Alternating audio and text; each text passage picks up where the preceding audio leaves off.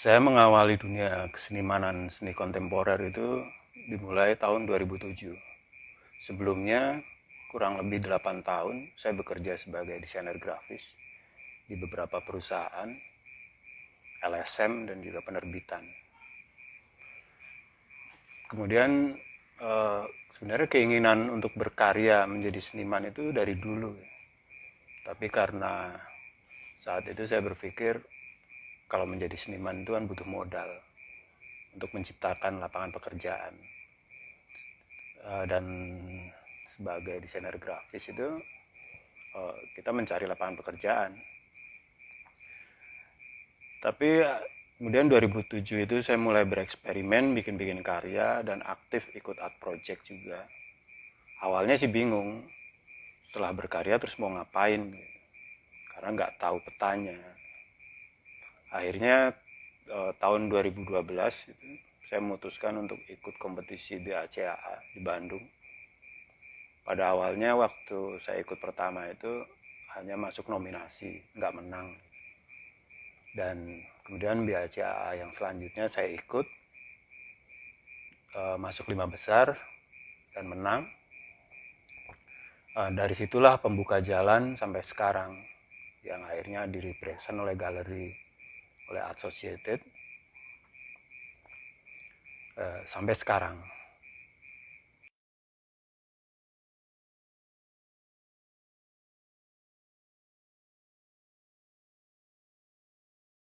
Karya Renaissance of China dalam kurung tanda tanya, sebenarnya karya sebelum-sebelumnya saya sangat sering mengambil tema mengkorelasi Renaissance Eropa dengan budaya kita, Jawa khususnya dalam karya-karya saya.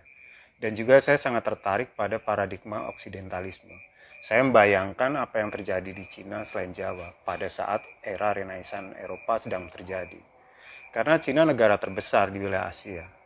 Walaupun pastinya Asia tidak termasuk dalam peta elemen penting dalam narasi tradisional kebangkitan Barat. Namun, apakah Renaissance Eropa menawarkan kemungkinan baru untuk penulisan sejarah global? Gerakan kebudayaan di Cina saat itu dianggap sebagai pengantar era baru yang ditakdirkan secemerlang Renaissance Eropa. Tapi protagonisnya tidak berbeda dengan Renaissance Eropa, mementaskan diri mereka sendiri dan gerakan mereka sebagai salah satu yang sangat penting.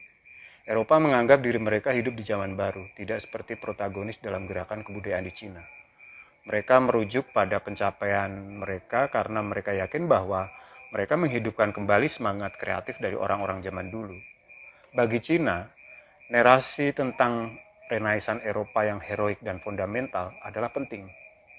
Mereka melihat bahwa zaman Renaissance melalui pelepasan ikatan tradisi abad pertengahan untuk mendapatkan perspektif baru. Penafsiran Cina ini menyoroti munculnya Renaissance sebagai fakta bahwa ini memungkinkan untuk permulaan yang baru, yang pada gilirannya memungkinkan pandangan baru tentang sejarah Cina. Periodisasi ini tentunya juga berimbas ke wilayah budaya lain yang terkait, misal di wilayah Asia khususnya Jawa. Wilayah pertama di Nusantara yang memiliki hubungan bilateral dengan Cina. Bahkan di masa dinasti Ming terdapat bahan sejarah paling kaya dan lengkap mengenai hubungan keduanya. Di karya ini, saya mencoba membangun korelasi dari perspektif imajinatif tentang gagasan Renaissance of China, hingga melahirkan euforia oksidentalisme. Kemudian adanya teori Yunan, hubungan dengan Jawa hingga melahirkan babat imajinatif tendensius, yaitu babat Kanung.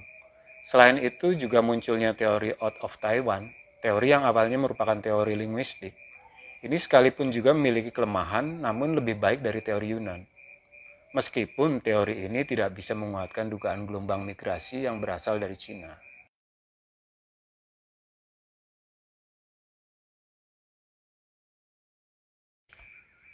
Kalau dibilang mengapa karya saya tentang Renaissance, ini mungkin terkait dengan ketertarikan saya pada dunia literasi dan semangat arsip.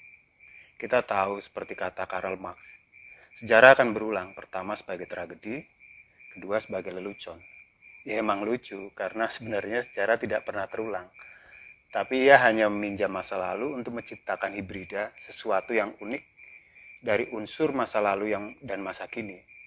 Yang saya lihat, ya begitulah kontemporer.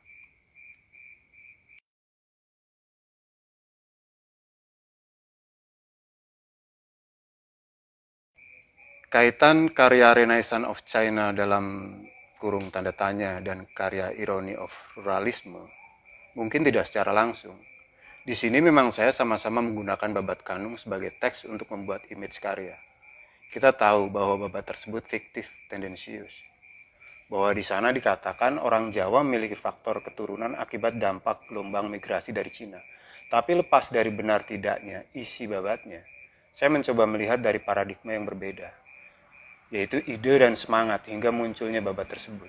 Jika dalam karya Renaissance of China, dalam kurung tanda tanya, pendekatan saya pada ide imajinatifnya, sedangkan dalam Irony of Ruralism, itu pendekatannya pada semangatnya.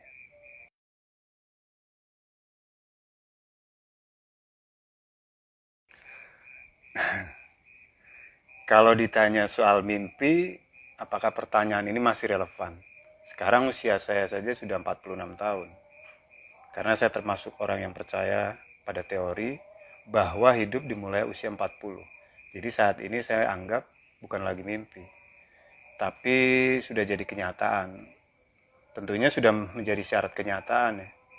Selain harus berdamai dan menjalani, juga bertanggung jawab, fokus dan serius.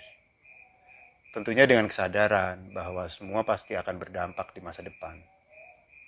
Jadi pada intinya, sekarang ini saya sedang menjalani apa yang pernah saya impikan.